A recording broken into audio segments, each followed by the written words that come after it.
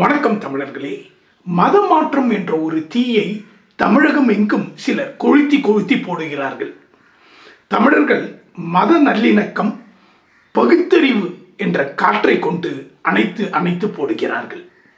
எனினும் இந்த தீயிற்கும் காற்றிற்கும் இடையில் புகையும் சில கேள்விகளைத்தான் நான் உங்களிடம் பேச வந்திருக்கிறேன். தமிழர்களே, ஒரு பேட்டியை காட்டிதான் இவர்கள் மதம் மாற்றம் என்று பெரிய அளவில் கலவரத்தை ஏற்படுத்த முயற்சிக்கிறார்கள். இந்த பேட்டியை கொடுத்தது யார்? அந்த தாய் என்று சொல்லப்படும் அந்த பெண்ணின் சித்தி. இந்த சித்தி யார்? இந்த சித்தி மேல்தான் அந்த பெண் தன்னை கொடுமைப்படுத்துகிறாள், சித்தி கொடுமைப்படுத்துகிறாள் என்று சைல்டு ஹெல்ப்லைனில் புகார் பதிவு செய்திருக்கிறார். அப்படி இருக்கும்போது இந்த சித்தியின் பேட்டி எப்படி நாம் ஏற்றுக்கொள்ள முடியும்? அது எப்படி நேர்மையாக இருக்க முடியும்? சரி, இந்த பெண் கொடுத்த பேட்டியும் சுதந்திரமாக ஒரு நீதியரசர் முன் கொடுத்த பேட்டியா? நீதியரசரிடம் பேட்டி கொடுத்து இருக்கிறார். ஆனால் இவர்கள் காட்டும் பேட்டி அப்படியான நீதியரசர்கள் முன் நடத்தப்படும் ஒரு நேர்மையான சூழல், நல்ல சுதந்திர சூழல் ஏற்படுத்திய பேட்டி அல்ல. இவர்கள் லாபத்திற்கு எடுத்த பேட்டி. அந்த பேட்டியின் போது அந்த சித்தியின் கட்டுப்பாட்டில் தான், அந்த சித்தி அருகில் இருக்கத்தான் அந்த பேட்டி எடுக்கப்பட்டு இருக்கிறது. அந்த பெண் அந்த சித்தியின் கட்டுப்பாட்டில் தான் அப்போது இருந்தார்.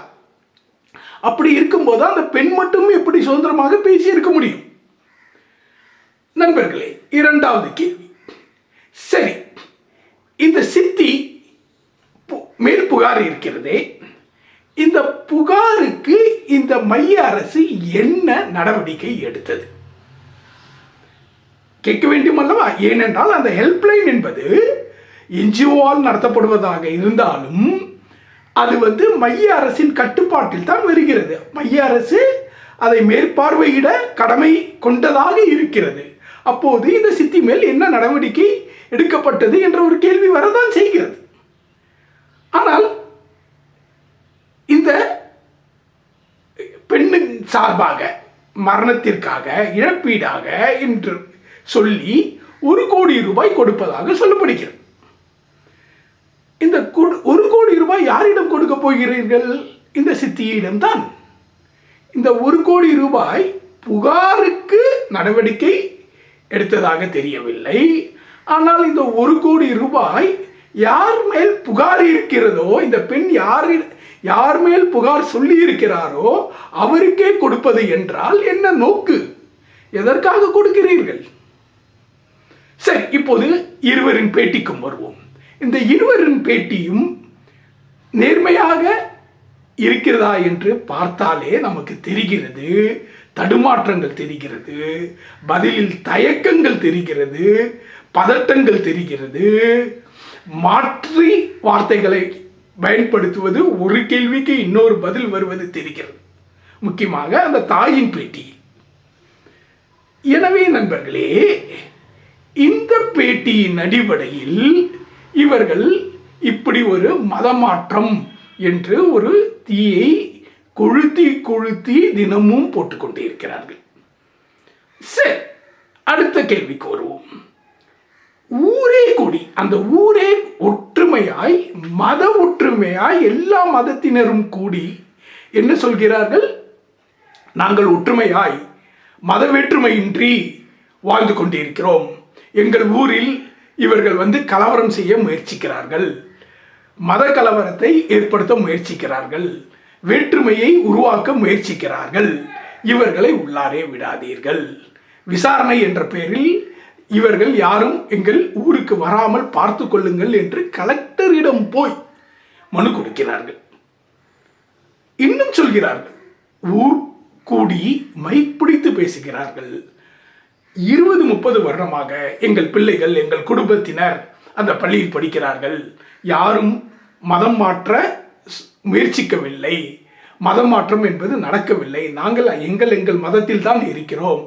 கிறிஸ்தவர்களாக சிலர் தான் இருக்கிறார்கள். நாங்கள் எல்லாம் வேற்று மதத்தினராக பெருமளவில் இருக்கிறோம். எங்களை யார் மதம் மாற்றினார்கள் என்று கேள்வி கேட்கிறார்கள்.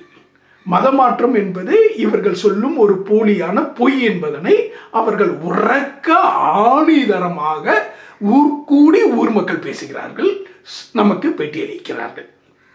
இப்படி இருக்க இந்த ஊர் மக்களை நம்பாமல் நாம் இந்த 4 இல்ல 5 பேசுகிறார்களே மதமாற்றம் மதமாற்றம் என்று, அதை நம்பிவிடப் போகிறோம் என்று இவர்கள் நினைக்கிறார்களா? அடுத்தது, இவர்கள் ஒரு மைய கட்சியின் தலைமை அவர்களிடம் சொல்லி ஒரு விசாரணை குழுவை அனுப்பப் போகிறார்களாம். நண்பர்களே, என்ன வேடிக்கை பாருங்கள்.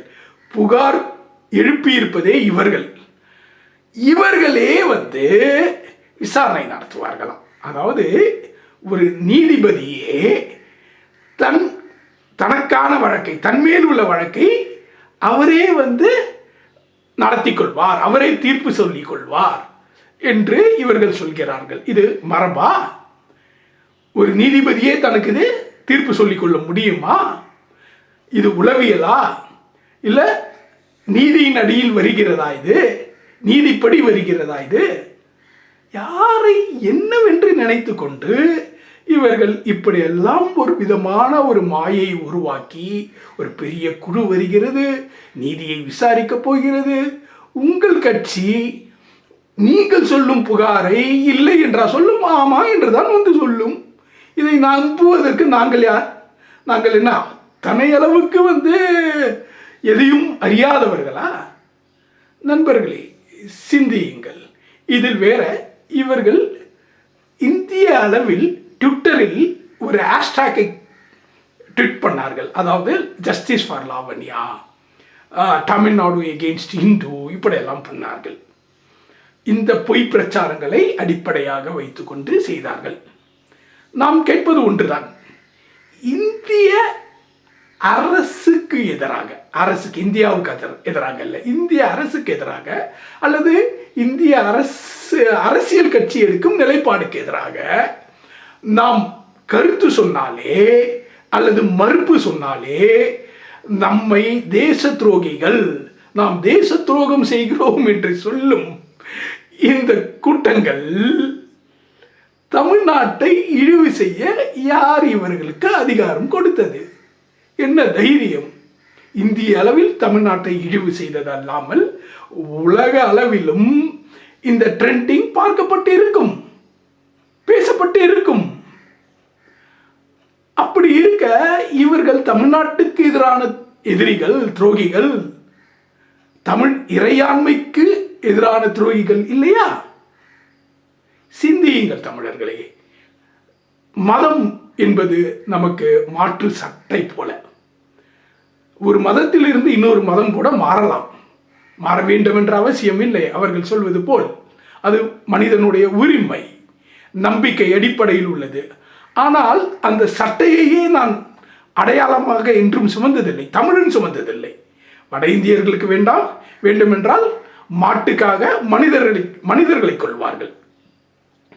இப்போது இன்னொரு கேள்வியும் இருக்கிறது. இந்த மாட்டுக்காக மனிதர்களை கொன்றார்களே, ஐஐடியில் ஃபாத்திமா என்ற மாணவி தற்கொலை செய்து கொண்டாரே, இப்படி பல மத ரீதியான இவர்கள் பேசும், இவர்கள் தூக்கி பிடிக்கும் மத ரீதியாக நடந்த கொலைகளுக்கு, தற்கொலைகளுக்கு 1 கோடி கொடுத்தார்களா இவர்கள்? யாருக்கும் கொடுக்கவில்லை. ஆனால் இங்கு மட்டும் 1 கோடி எதற்கு? கேள்வி வருகிறதா? எதை தொடர்பு படுத்தி இந்த 1 கோடி என்ற கேள்வி நமக்கு கண்டிப்பாக வர செய்கிறது.